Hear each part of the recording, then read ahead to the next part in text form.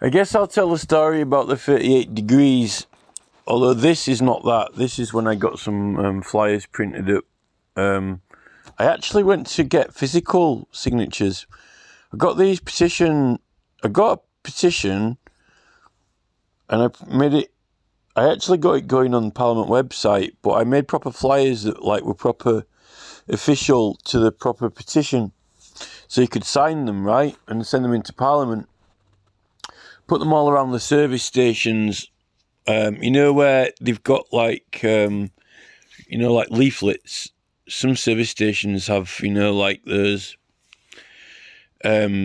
tour guide things, you can have Alton Tower leaflets and all that. But some of them had empty things in, so I put them in there or next to it as I was going all around England, and I thought, right, there's 10,000 flyers here. I thought I'll spread them out, right? I mean, what's wrong with that? That's a good idea, right? I think a lot of the service stations or the people who change those flyer things dump them or get rid of them, but I mean, you can't stand there all day if you've got stuff to do. But theoretically, it's a good idea. There's got to be some legal basis or principle over those flyers.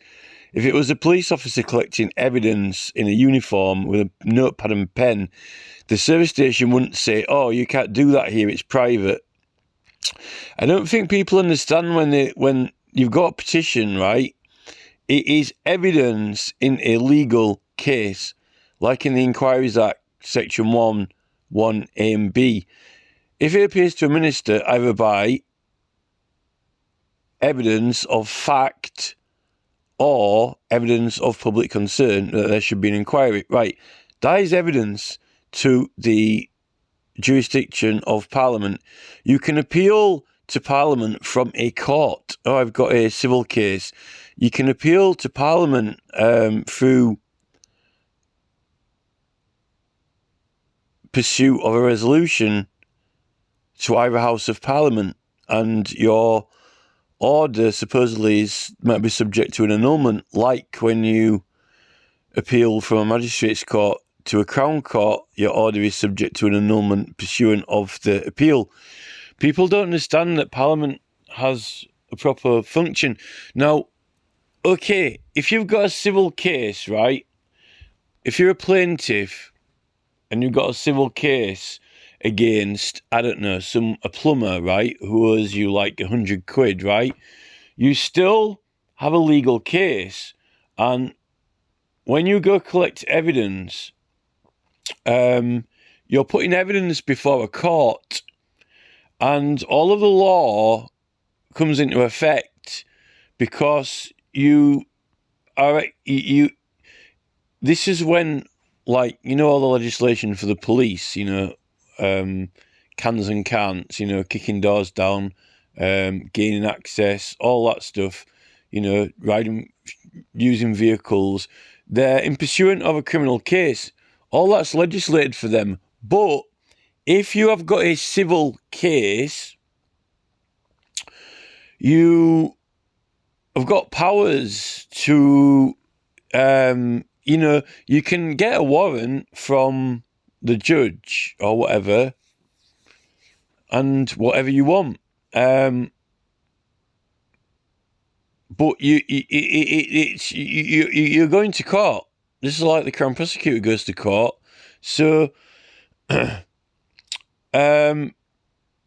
Brother Watch gets evidence, like with 77th Brigade and so forth, all those investigation, right?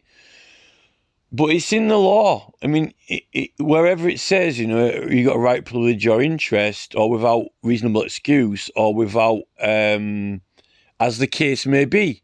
Well, is it as the case may be when you've got a case, right? And what is the case and what you're doing, And that is particularly in the trespassing legislation and acts.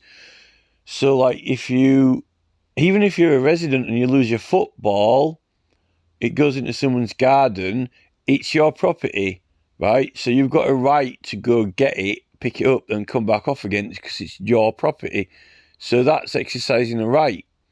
So right, but that's because you've got a property right. If you're purchasing a building or a property and you want to have a look at it, you've got an interest in the property, that's when you're like, you're exercising a right, a privilege, or an interest. If you want to buy some property, and you go onto it to see, into the garden to, I don't know, see if the fences are in good condition or whatever, that's another right, privilege, or interest. Like on criminal damage, I suppose you could argue that if you're going to buy a house, right, and if you're going to buy a house and they're showing you around, so like the estate agent showing you around, and you're looking at the garden and you have a look at the sheds and they say, oh, this is the shed, and you like say open the door to see what it's like, and the door just falls off, right? So you actually you don't own it, but this is a thing.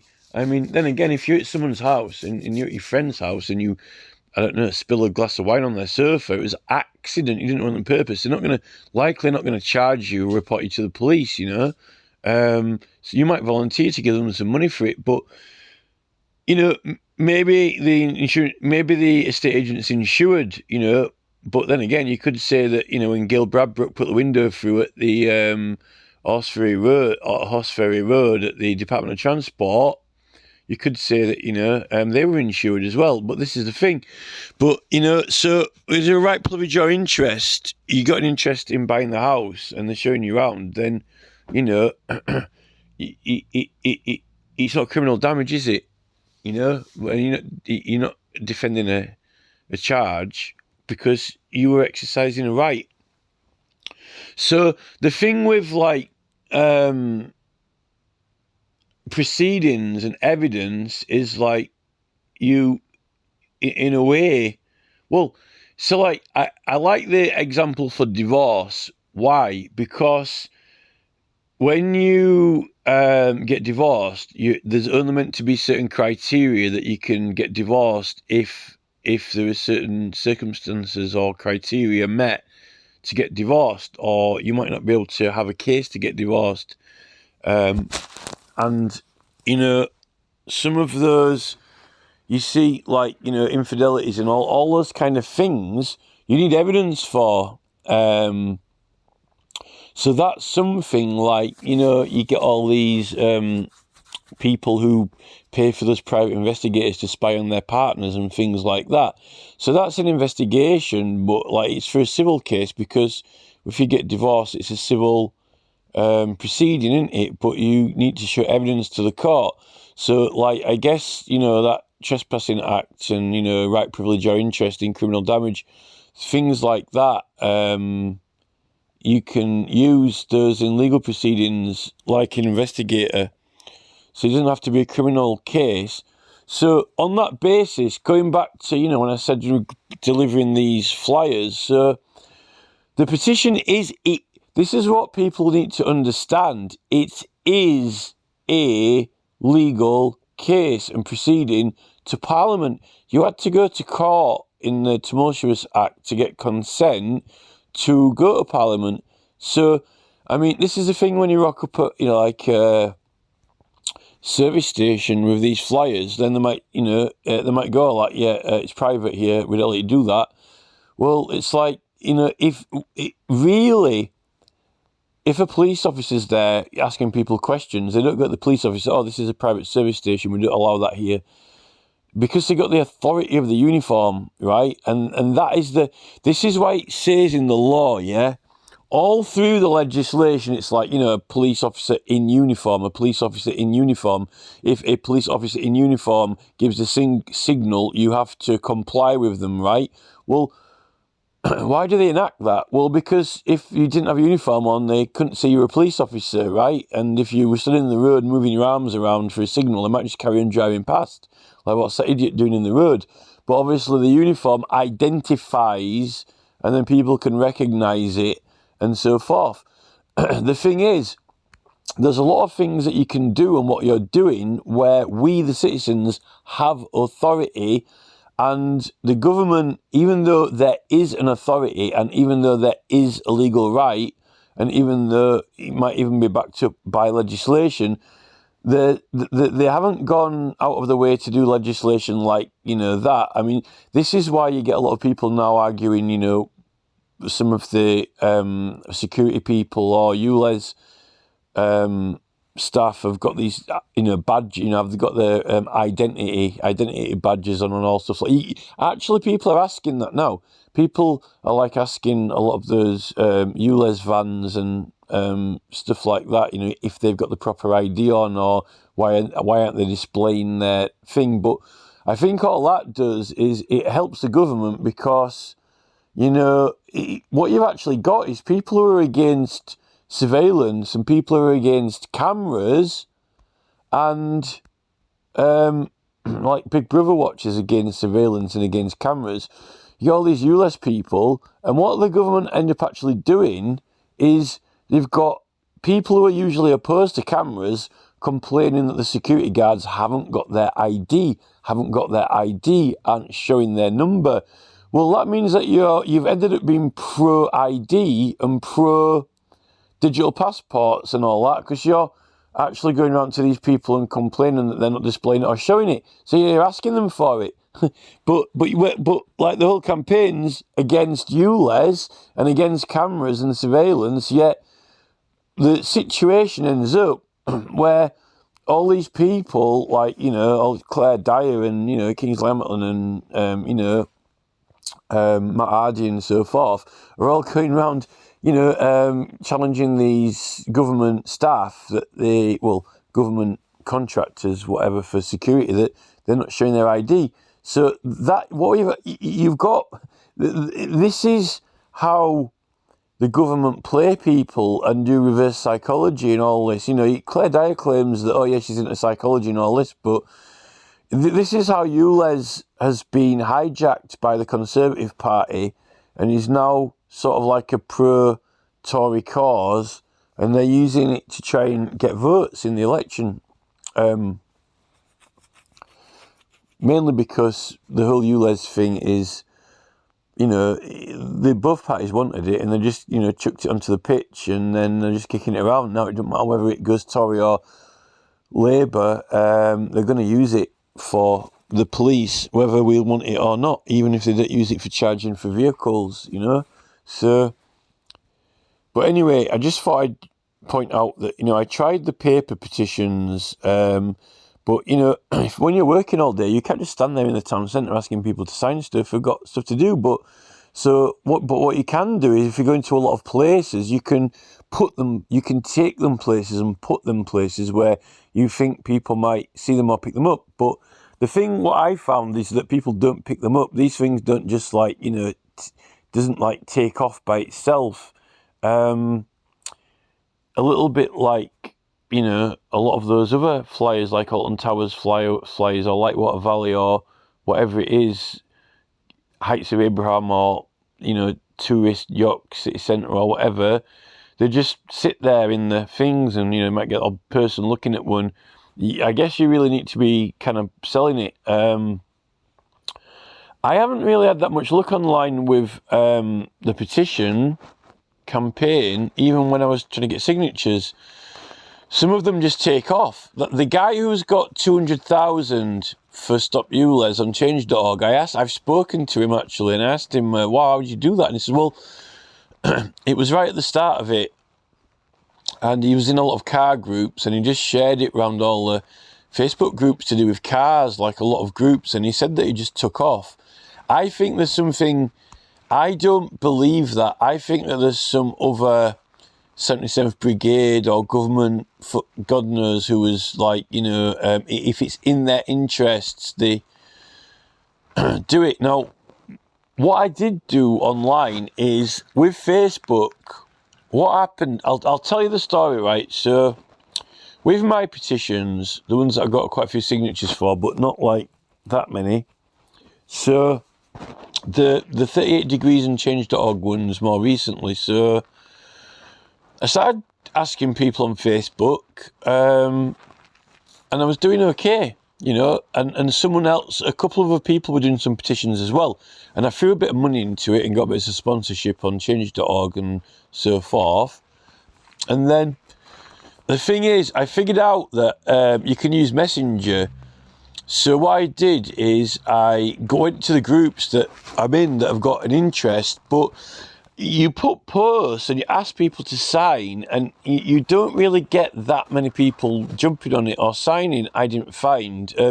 If you start talking to people and engaging with people and asking them personally, they will sign, but that means you've got to kind of ask, and you've got to be doing it all the time. And the thing is, if you're just asking everyone to sign a petition in the group, the admins and moderators, you start getting attention, and then you're filtering out. Some admins are all right, some admins aren't, and it all comes down to who it is and what their opinion is and so forth and so forth. When with petitioning, you've got a legal right to do it, and with that Public Meetings Act 1908, which I've found out recently, they can't actually remove you from the group or remove the post, particularly with that petition. It's protected. But anyway, they all aren't educated, are they? Like Nupty, Robin Priestley, because they don't know the law. So I did start getting something. I just posted in loads of groups. Like, okay, it's hard to find groups. You run out of groups that have got a similar interest to the thing that you're collecting signatures on. But I joined so many groups, like loads of groups. I put in every group, and then I did a little bit of chatting, and I did start getting signatures, right? But there's so many groups, and then you got to keep bumping the post and putting a comment to get it to go back up. So, basically, Messenger was really good. Now, if you go to the group lists, then you've effectively, like, all those people in the group, right? There might be a group with 3,000 people, or 5 or 10 or whatever. So let's start with a group with 1,000 people. So you go to the members list, and then they're all there, right? You just scroll down it, and then it's got like it had a messenger button. You could just messenger people. But the thing is, I was doing that. You could messenger like about 50 to 100 people in a day, but then it would, like, if you messengered too many, then it would Messenger will block you for like 24 hours because you sent too many messages, right? Because all these people aren't going to be on your friends list because the people you don't know.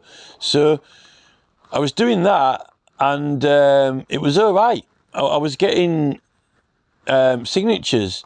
But what happened is, I don't know whether it was 77th Brigade or what, or Zuckerberg or whoever, but someone didn't want me doing that, but someone in the nooks and crannies and woodwork of Facebook, because I was doing it, and then cause I was looking, and they changed it, and they knocked it down to,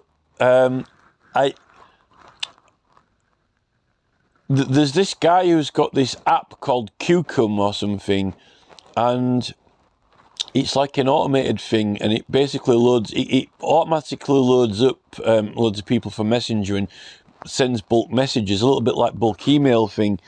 But they all need to be on your friends list though. But it goes through and adds people, and there's another guy who would comb.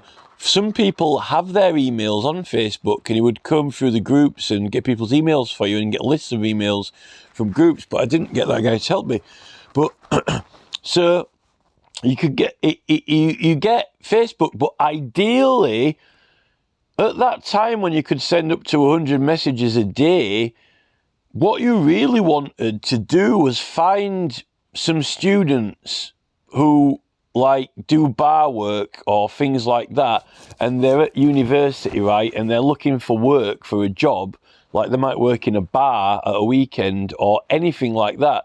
You really want to find some students who are looking to earn, like 30, 40, 50, 80, 100 quid or something, and you want to pay them to just sit there messengering people, because it's not that hard if you copy and paste it and then change their name. The thing is, if you warm call people, you get signatures. if you just cold call, if you put it in the group and throw it up and say, "Oh, sign the petition," people don't sign. But if you start going into the group and then reply to the, I'm not a big person for going in groups and reading every post and every comment and getting right in there and chatting with everyone, like in some of these groups we're having loads and loads of conversations. I mean, I'm not saying that I'm not social, but I mean, I look at posts what people are putting, and I usually use like emojis because that's more my style, and it's just like, you know, at least giving a bit of appreciation to people. I mean, I won't. If I do, if I am compelled to reply and say something, then I can and will put a long response. But I usually won't engage in like ongoing long conversations because I've got other things to do and it takes a lot of your time. But some of these groups, like with the outdoors groups, even if it's like a topic that you're petitioning about, they're like they go in those groups to chat to each other and to discuss things and talk about what they're interested in. If you start having conversations with them or just put a nice comment or whatever, and then they get a nice response, and then that is, you've entered a warm call then, and then you can say, "Oh, by the way, do you fancy signing my petition, please?" And then they'll usually say, "Yeah, no problem," and then go sign it. You can do it that way. But with Messenger, the thing with Messenger is Zuckerberg set it up now, so if people aren't on your friends list, some people just don't know where their tabs are for incoming messages, and it's hidden behind now. And you know, you could send 100 people and no one might see it, right? Or they might just not reply. But I got to a stage where they were replying in Messenger, or at least a lot of them were replying. The problem is, I also, we'll get onto this in a minute, because this comes to why when I fell out with 38 Degrees. I got onto the Fiverr website, and I'm like, I need to get some help, right? I'm never going to get 100,000 signatures if I don't get some help, so, or even 10,000. So I'm like, I approached like some people who, you know, do services or whatever, or help promo, and I'm like, I need some promo sharing these petitions, just posting them on groups or asking people to sign, right? And unfortunately, I got some guys who ripped me off, and they didn't do it properly. They got some either made up signatures or whatever, and then, so this is when I fell out with 38 Degrees, but I got my money back. I complained to Fiverr and I said, "Look, I've been scammed. These people didn't get the proper signatures," and I got a refund. It wasn't my fault. They admitted that, and I got a refund. And this is when I fell out with Robin Priestley. I told him, I said, "It's not my fault, you know." And at the end of the day, so what? We're going on to the 38 Degrees thing now. Well, I said to him, I'm like, "Look, right," because those signatures, right, even if they aren't legit, right, it's not my fault. I didn't put them on there. Someone else did. Firstly, 38 Degrees, right, they set the website up so we can't see the emails, right? Even when you download it at the end. So how the frick do I know if the sign-ups are sketchy or not? Couldn't see them. And even when I downloaded it, it doesn't show you the email. It only shows you who signed and other data, like change.org. Why? Because they don't want you to have the emails, because they don't want you to have big 100,000 collections of data, because then you can just bulk email your nice little 100,000 set of email supporters in other matters that are similar. It's kind of like having a group like 20 is Plenty group, right? He's got 88,000 members. That's his group. He could get taken down any day, you know, from Facebook. But, you know, at the moment, it's got 88,000 people in it, right? And they're all supporting and working together, doing their stuff. So if you do a change.org or 38 Degree petition and you get 100,000 signatures and you've got all the emails, right? You can email all those people when you want, because they're your supporters. You got to keep in contact with them over the casework, and because they're all subscribed to it. So if you've got a bulk email program, you can just you could pay for a server, because like, you know, you can't send that many mass emails a day anyway unless you've got a special program to handle it. It does them. It sends out so many at a time. Well, you probably know more about that than me, but I know what the program is because I've had a program. But you've got to have servers that can handle it, and you've got to set it properly, or it gets identified as people's spam folder. But bulk emails like yesterday's news, I mean, people were using that in the year 2000 and 2005. They don't even want you to have the emails now. They want everything to be controlled through Facebook, YouTube. We don't have, they call them handles, you know. We don't have people's data anymore. We've got the middlemen, you know. They don't really want us to have, it's a miracle that we've still got business. You know, you can still email a business or send a parcel or letter to a business. But anyway, 38 degrees and change.org, I don't know who, how or why set them up, but they don't like you having the emails. I know why, because they just don't want you to, because then you'll just scoot off and then, I've got 100,000 signatures at the end, and then, I've got another petition to do. I might ask those 100,000 people. You know, it's useful to you. And if it's useful to you, then 38 degrees is not useful to you anymore after you've got, it's almost like Facebook, you know. Facebook, if you got a group of 88,000 people on Facebook, it's useful to you, you know. And also, I think 38 degrees use those emails themselves. I'm sure they use them to send out their own stuff and get donations and so what. I'm sure he might disagree with me on that. But so I couldn't see the email addresses. So firstly, I can't check them. So I'm not liable for checking that petition if I can't see the data on it, right? Secondly, why was he withholding the data from us anyway? It's my petition. I drafted it. I writ it. I signed it. I have the legal rights over the petition, right? So there was an argument over that, which the illegal, they were illegally withholding people's data from them, but then claiming, it's data protection. It's data protection. No, you're protecting me. You're protecting my own data from me. That's not data protection.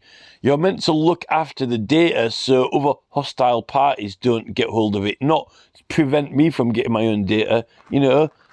So, you know, 38 degrees were like away with the fairies on this change.org regime that no one knows who set it up, how these petition platforms got going, started their funding and money. It's all very, it's all very weird and odd. You know, was it like, the CIA who set it up and groomed them and got them, got the engine ticking over? Like, where did they get their models from? Change.org is meant to have 80, 100 people working for it. They've got positions that don't have positions, media director, product design manager. You just conjure a title up, There are some executive titles that no one's ever heard of before, especially made up, a promo genius, God knows what some of those titles are at change.org. It's never been seen. I think if you get work for change.org, you can make your own title up, like, Fairy Queen, or, I'm a tech promo production observer or whatever. It's almost kind of like they make their own moniker up, but anyway, God knows what some of those jobs positions actually do at the end of the day. Anyway, so I'm with Priestley's. He's like, I spoke to him on the phone as well, by the way. So I don't want to talk to him anymore. I've had enough of him. I've written them loads of letters with extensive detail in legal representations, and just like, doo, just like their eyes glaze over, it just goes, doo, just goes over the top of their head, right? So it goes to Priestley, I'm like, look, so he took it down. He took my petition down, and I'm like, why are you taking my petition down? And this is around the time when YouTube took my channel down as well, so I didn't like it. I'm like, someone's doing something behind the scenes. I don't even think that I think that someone prompted or did something. I think it was hacked and made it to look like a legit thing, and then the platform owners, just were absolutely obliviously clueless to why anyone would want to do that why my particular petitions would be targeted for that. Well, look at this, there's this massive petition in Wales and the government are trying to block it, Even when you get the signatures, they try to block it. But my petitions were strong with evidence. It doesn't have to just be strong with signature count. It can be strong on evidence as well. Anyway, so Priestley decided that, he thought that, he was insulted because his platform had got all these signatures on that weren't legit. But so what? It's not 38 Degrees or Priestley's problem if the signatures are legit or not. That's my problem. And when I hand them in, if they're not legit, then they won't get counted, right? I didn't make them up. Someone else did, and that got admitted, and I got refunded for that. And even I showed the evidence to Priestley. So I mean, I don't think Priestley even thought that he didn't. I don't think Priestley thought I did make them up at the end. I think like I provided enough evidence that it wasn't my fault, right? So, but then the 38 Degrees got in a beef because their platform had got sketchy signatures on it. Well, that's not my fault. But, there's loads of platforms that get some of those change.org ones. The signatures on there are coming in from all over the world when people are throwing sponsorship money at it. Anyone can sign it. You can't, someone in Argentina or whatever, you can't really control it. So I mean, I don't know what his problem was. So I'm like, look, Priestley, I goes, when you go to the polling station, right, and when you fill it in, the spoiled ballots, I'm like, if the ballots are spoiled, they're just put to the side. They don't count them, right? If you take a petition into the council, right, and the people aren't legit sign-ups, then they strike them off, right? That's it. They're just discounted. A woman in Save the Trees, she handed 2,000 signatures in, right, from 38 Degrees or Change.org anyway, which weren't called out as sketchy, and the councillor just ignored and disregarded them anyway. He said, these people, they're not all from our area, they're postcodes. So he said this, he just didn't accept the whole thing. So someone's used it, got legit sign-ups and postcodes, and then the councillor has just tossed it. So I don't know what Priestley's problem is. Oh, the signatures are legit. Well, so what? When they are legit, the council just chucks it in the freaking bin anyway. So why does it matter? And at the end of the day, Priestley is not the council. In the law, the authority, the petitions committee, who we pay our taxes for their wages in employment in the council, when you hand a petition in, their job is to check the signatures. Why does it have to have the name, address and postcode? So they can check it and confirm it's legitimate, right? And those that aren't are struck off, right?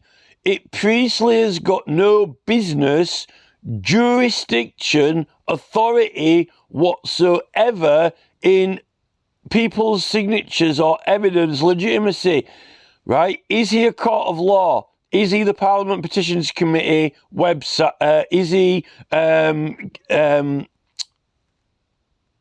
Cathy Scott, MP, the chair of the Petitions Committee? No. Who is he? He's Robin Priestley. He hosts a website that shares petitions, right?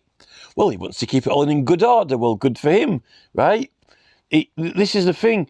He's not Parliament. He has no legal jurisdiction or authority over someone's legal casework, right? If a barrister runs off with your evidence and suddenly doesn't appear in court or doesn't respond to your telephone call, right? Where is my evidence? Where's the barrister gone? He's gone to Lanzarote on holiday. Yeah, well, I need the evidence. It's for a legal case. Your solicitor doesn't drop you halfway through a legal case or a civil case and not turn up. or just disappear with the evidence. Oh, where's my solicitor? Even the duty solicitor,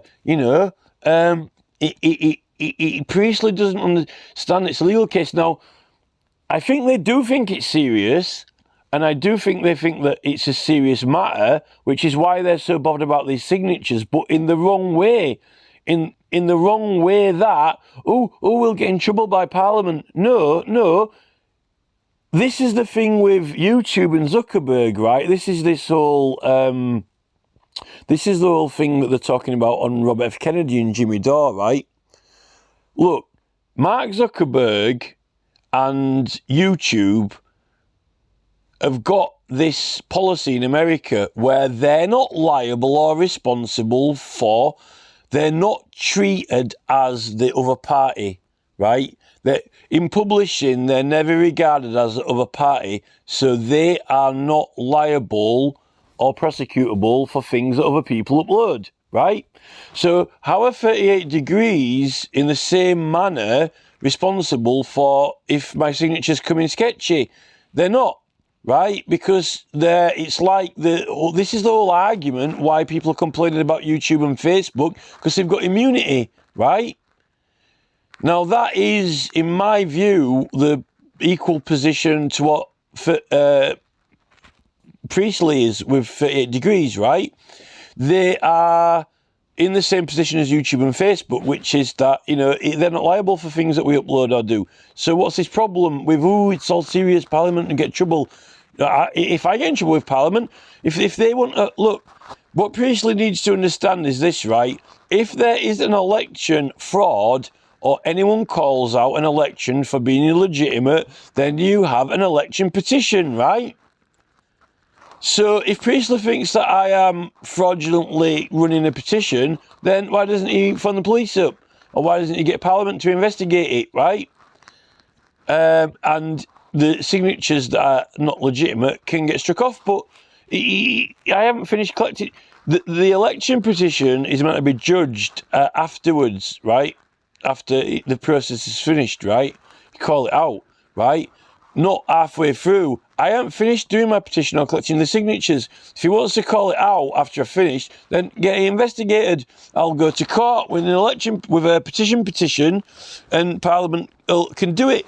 But that's the thing, Parliament aren't doing anything of the such, because they're not even exercising any authority, any subpoenas, any summons, any investigations. They're not even enforcing our YouTube channels to be up so we can collect signatures. They're not enforcing our newspaper adverts. Nothing. They aren't doing anything. They are enforcing our 38 Degrees petitions, So this is it. So I'll go back to Facebook. So another method on Facebook, besides using Messenger, was to tag people. So if you're in a group and there's 1,000 people, Facebook said you can tag 50 people, right? You're allowed to tag 50 people. So you put a post and you say, will you sign my petition? And then you tag 50 people from the group. And what that was supposed to do is send them a notification on their notifications tab, right? General notifications, not in Messenger. So it said, so-and-so tagged you. And then, so that's like giving them a shout out. So then they'd look and then you'd say, will you sign my petition? And then they'd sign it. That's like a warm call, a semi-warm call. And you could tag up to 50 people. And what I found is that you would get about, if I tagged 50 people, I would get 20 who would sign. Now that was really good. The only thing is, they only let you tag 50 people once a day, and then you started getting penalised by Facebook, which is a shame, because that really did work. It started working. I was getting like 20 signatures. But then again, Facebook changed something, or 77th Brigade changed something, or someone changed something on Facebook, and you couldn't do it anymore. It just vanished. It just went up into the ether. But I'm like, why is it vanishing? I'm like, it says you're allowed to tag 50 people. And it wasn't the admin who'd done it, because I asked them. But then in some other groups, some admins were mysteriously removing us. And then when I tried to find out what's going on, couldn't get in contact with them. And then just weird. And that's when I was doing that Broxy Kennels petition, because in Perthshire, in Scotland, there's got a very small electorate, like really tiny, there's hardly anyone there. And they wanted to build this bridge through that Broxy Kennels archaeological site with the hill fort. And I'm like, they're building a massive highway bridge. And I'm like, wow, I could get a referendum in Perth with only like 5% of the electorate. And I only needed like 2,500 signatures or something, right? Something like that to get a referendum in Perthshire. So that would have been really easy to do, to call a referendum, just for the laugh. I mean, just to have it. I mean, that would be sick. You get people to vote on it to block a highway going through. But mysteriously, that's when everything started going up into the ether and disappearing. And I think it was 77th Brigade who were doing it, because Highways England and the Department of Transport didn't want me to get 2,500 signatures and get that referendum in Perthshire, which was legitimate and easy to do. Because also then, when something like that happens, they've got to let everyone would be in the newspaper. And people, oh, what, you can have a referendum? People don't use or have these referendums. Even now, I'm trying to tell the 88,000 people and the 400,000 who have signed that massive petition what the government are blatantly obstructing about trying to get a referendum, and they don't even understand or know they can have one. And I've even tried to put it in the newspaper, and the newspaper stopped emailing me, even when I used law, right? Now, this is the thing, right? We'll get on to, so, Priestley, 38 Degrees took my petitions down. It wasn't my fault, and it's none of his business. Now, the thing is, they're legal cases, and I'd compiled all the evidence and set it out. So that's my casework. He nicked it, right? That's perverting the course of justice, because it's court of civil requests. The petition is court of civil requests, so I don't know what the fuck he's doing. And I just swore then, I didn't want to swear, right? But, so,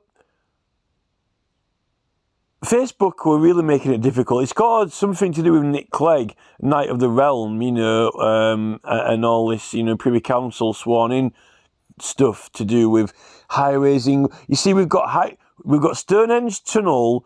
There was enough signatures to have a local referendum there, right? And that's been obstructed. And then the same was happening with that Darwin Oak, 100,000 signatures. And again, with the Welsh Government on their website, with the 400,000, they got four times the number you need for a referendum. Like, they've got like 20%, you only need 5%. And the Welsh Government are still messing them around. And we've actually submitted a request for the referendum officially. They won't publish it in the newspaper, so I couldn't try and get people in Cardiff to kind of wake up, because the newspaper just stopped responding. So they're just trying to block us. And I think even when you might say, well, why didn't they block it? Why don't they just stop these groups from being able to get 88,000 people? Or why don't they block it from, getting 400,000, Well, they are blocking it. This is the thing. They've got all that and they are blocking it. So for the government, I think that when there's so many people getting involved in something, there's a certain amount of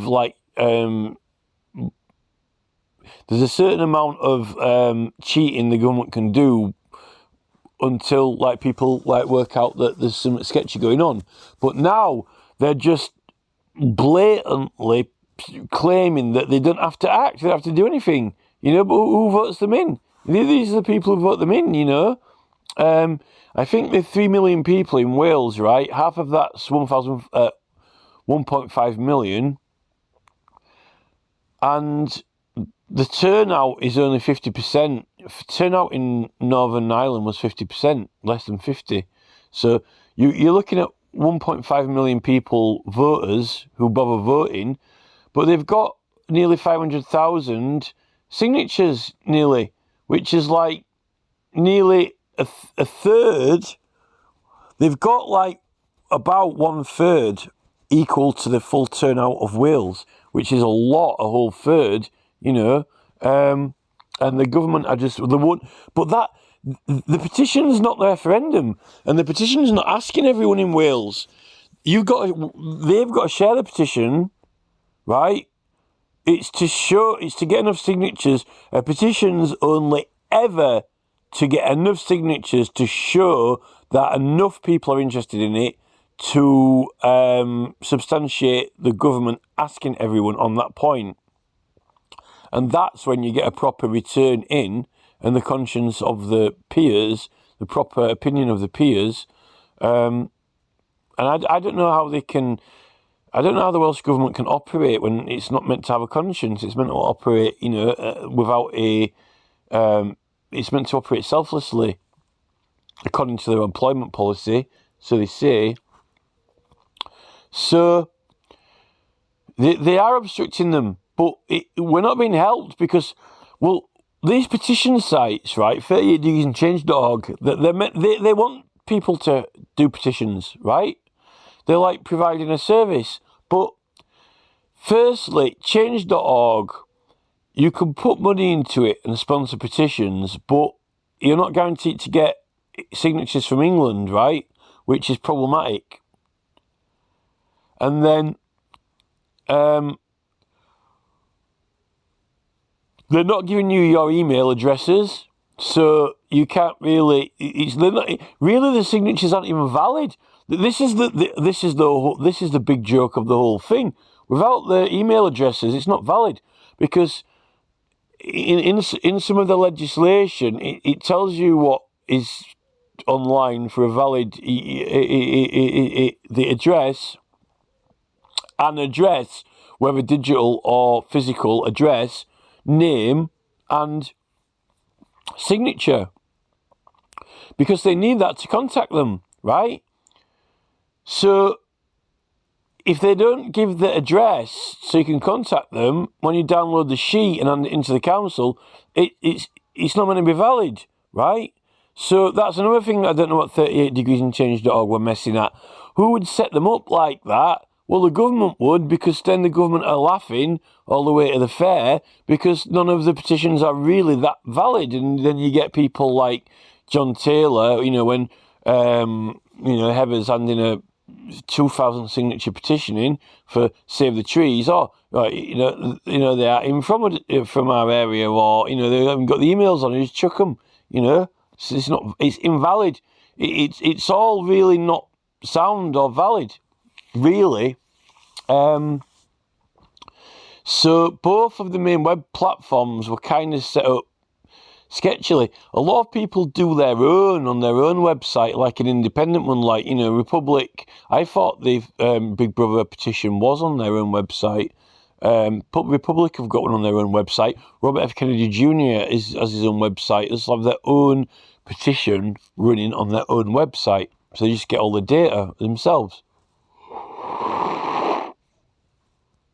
Hello, you've got a right to your data if it's your petition. It's like your legal case, How can you not have a right to see all your own information?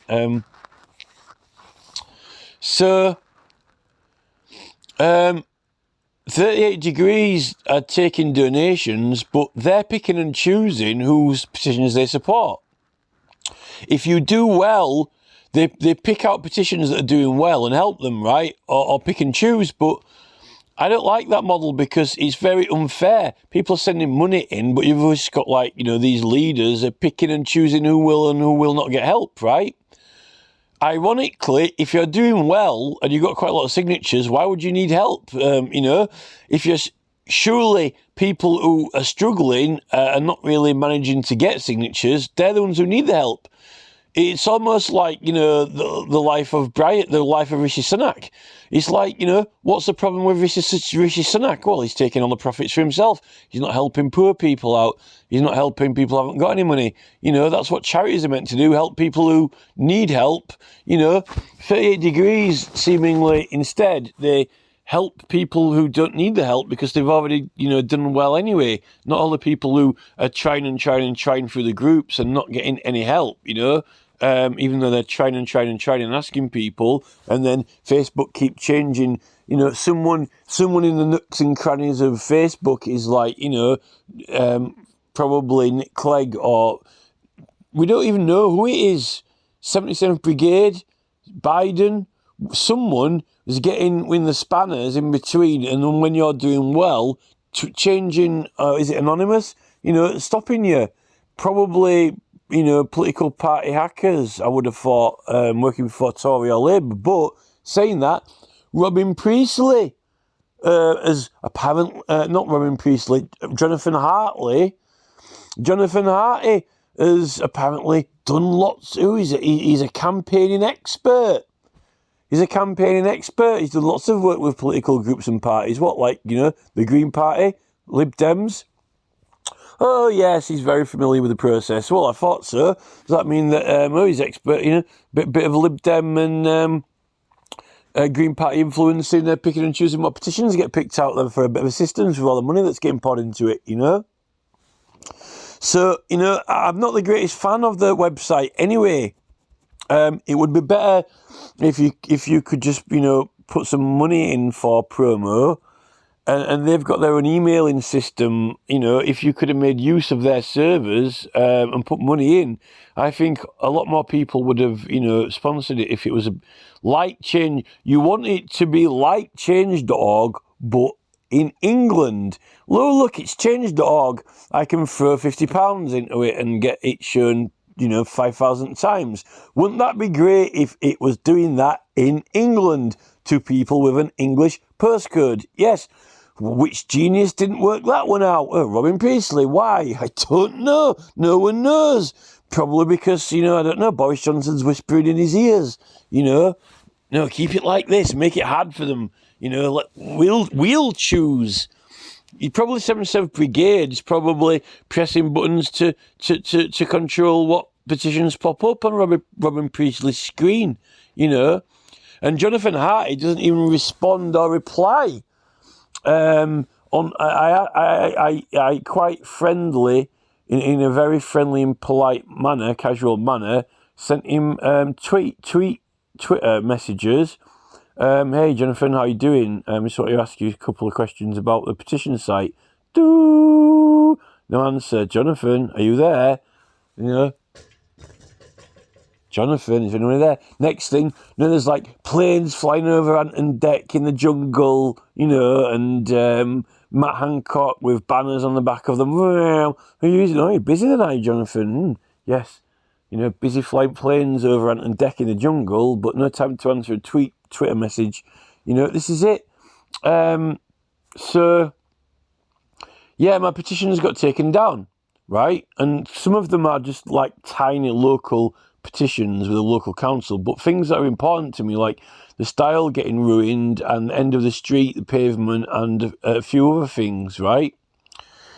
Unless it's someone else hacking it. So, I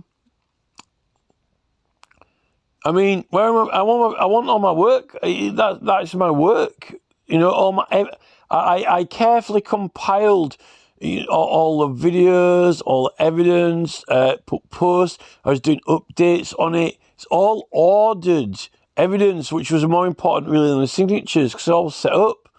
And then, it got taken down very, very shortly after YouTube mysteriously took my channel down, and I'd been provoked into action. It's a long story, but there was nothing wrong with my channel. I uploaded a video because I was provoked to upload it, and it didn't even go live. I put it on private, and they took my whole channel down, and I didn't have any strikes, right? And it was at the most I should have got one strike, and I didn't even get that strike until I appealed it.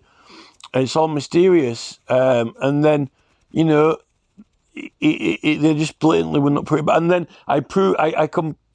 then they wouldn't let me put up my other channels. They took down, so I was circumventing. And then I got them to admit on Twitter, through Twitter, Team Twitter on YouTube, oh no, then, you know, one of the strikes, they looked at it, oh yeah, sorry, we made a mistake. Like, there was nothing wrong with that video, right? So I put my other channel back up. Oh no, we can't do that. So even when you prove them wrong, they still don't restore it. So yeah, I've had enough of 38 degrees. So 38 degrees, what actually is the position of 38 degrees? What even is it legally? Well, I would say what they've got themselves is like the Gazette, the London Gazette. And that is that they decided they want to have a website that hosts petitions. But petitions are people's legal cases to government. And government is the authority and jurisdiction, not 38 degrees. 38 degrees merely hold other people's evidence, like, you know, the yellow box storage company, right? And also share it to people, right? So it's kind of like a newspaper, right? But for petitions, for legal cases. So really, I think that it's like a digital version of the London Gazette, right? Because the London Gazette deals with things that have a legal requirement to be published. All of the things the London Gazette deals with are things what have to be published through law in order for it to be official, right? Or there's some kind of statute, law, or right, or requirement, or standing order of Parliament, or something legal requiring notice to be given, right? 38 degrees is its legal status is like a digital London Gazette, right? And as for them getting into trouble, really, the situation with that is, I'll give them that it's kind of like, I would say that, you know, it's likely like going to be like YouTube or Facebook, where they've given them immunity through they don't get treated as, they can't be treated as the party who uploaded it. So, you know, they're not liable for things that people upload, right? So that is how I see it. Now, they've got a policy, but so what? I've read a lot of policies from websites. A lot of them are tosh, like, we can remove your account for any reason or no reason. Well, no, you can't, because that would mean that you would be able to be racist or, you know, against people's religions. So you can't remove it for any reason or no reason. It's, you know, some of these policies don't stand up to legal scrutiny. Well, they're impossible. They're legally flawed. I don't know who invents them. People like Robin Priestley probably invent them. So that's where I am with it, you know. So I want my work put back up. And I think the government tried to sabotage that Broxy Kennels petition, because I had a really, really good idea, a really clever idea, that Perth's got an extremely small electorate, and I only needed a very small amount of signatures to trigger a referendum there. I could have blocked a highway bridge from being built, and I don't think the Highways Agency would do that. And we can see that even with Stonehenge with all the signatures, and even in Wales with all the signatures, and even with that Darwin Oak, 100,000 signatures in Shropshire, save the Darwin Oak. So it's the Highways Agency, it's the Secretary of State for Transport. And this is why I think that it's a regime. I think that it's a royal regime that, when you get to the core of it, you find out that they're not really democratic. They've got their own thing they're doing with the country, and all of the political parties that get elected are just doing that. And it's not what people are voting for or submitting to get fairly in the polls, to put it to the vote. And that means that we're being run by a regime. And the evidence for this is, I think that, like, you know, Big Brother Watch have effectively proved that an important part of it, because they proved that 77th Brigade were messing around with people's social media and taking things down, which I found they were doing with mine, because there was a lot of mysterious things going on. Also in the mail on my post. But then some of my paintings have gone missing. Every time I send some, material, something happens every time. But we don't know who's doing it, you know. There are different parties involved. There's the anonymous group. No one knows who they're playing for. Then there's the 77th Brigade. And then there's Nukti BBC group. And then there's, like, you know, Loose Women. We don't know who's dicking around with what. Or Anton Deck or Jeremy Beadle. We don't know who the players are, you know, but someone's dicking around with it. So that's where I am with it. And to make it worse, 38 Degrees isn't helping. They're actually helping the government obstruct, hinder and block people's political rights. Yet they're flying an orange flag going, oh yeah, we're the rights people. Petition the government, right? Oh no, you're a naughty boy. You got sketchy signatures. No, I didn't get sketchy signatures. Someone put sketchy signatures on. So what? You know, if they're not valid, they're not valid. Tough. You know, they get scribbled off when they hand it in. You know, this is the thing. It's not, you know, this is it. Now, you know, sue me. Call an election petition. This is the thing. Yeah, I really don't know what 38 Degrees are playing at. And then you got the petitions committee themselves, who it's political party controlled. They're not giving any support for anything. They're not giving any casework support. They've been given powers, like an inquiry. They're not exercising any powers at all. Yet they say, share these petitions, share them on social media, on these platforms. I have them, and they took it down. Where's the enforcement? Get them to put it back up again. You know, oh no, that's that. We told 77th Battalion to take that down. You know, well, I've got a legal right to run it because the public have to see the evidence. You know, and then they decide whether they want to sign it or not, and then we can debate it. Oh no, it's not up to our standards. What standards? Our standards. Whether it's fit, how fit and far it is to be received. No, it's fit to be received because I typed it in English. It's not some obscure autobiography, you know, it's not some obscure handwriting that no one can read or a pirate X on a pirate map. No, it's typed. It can be read. That's how fit it is to be received. It's in English type font, you know. It doesn't need Dr. Brodie Waddle to transcribe it from the National Archives because no one can read it. And, you know, how far should it be received? Well, it can be received all the way to the bank because I do not have to get consent from the courts to collect the signatures anymore. No, how far is it to be received? All the way to the Petitions Committee in Parliament. You know, I don't need any consent for how far it is to be received. You know, where to stick that resolution. This is it. Oh, you can't petition about that. Well, of course I can. There's Boris Johnson shearing a sheep for government.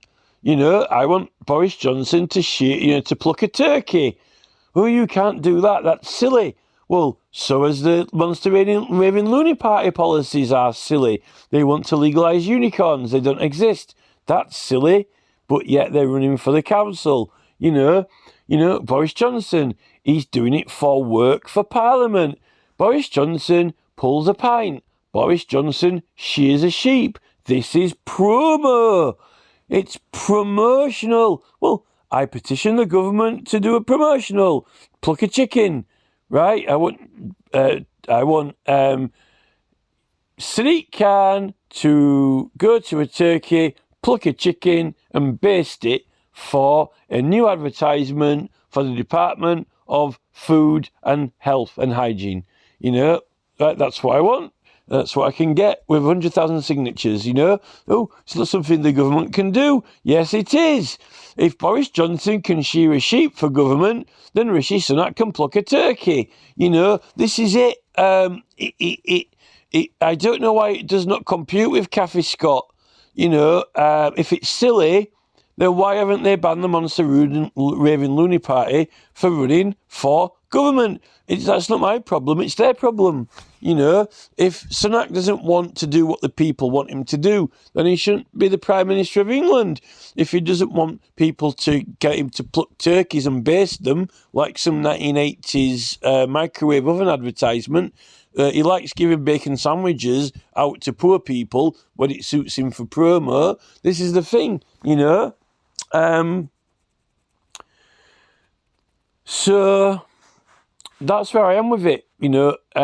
Priestley is taking my stuff down and I want it put back up. I also need my YouTube channel put back up as well, because that's got all my evidence, even more serious and important evidence. And YouTube are just a pain. I didn't even do anything wrong. I don't know whether it's hacked, scammed, or the staff are just being awkward. It definitely was some kind of hustle. Don't know whether it's anonymous. We don't know. There are so many different groups of persons. So it's just unfair. And, you know, what it's mean. I mean, I like that little channel, and I had it for 10 years. And there was nothing wrong with it. I never really had any problems with it at all. They're just being awkward. They're just spoil sports. They're just a pain, you know. I rocked up, you know, Priestley's picture the other day. Not that I'd bothered before, and I'm like, oh, you know, he looks like he should be some sort of working in, you know, some sort of TV presenter or radio. He should be on Capital FM or something.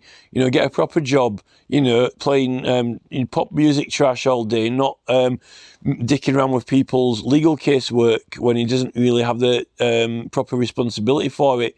You know, this is the thing. And I sent a subpoena in as well.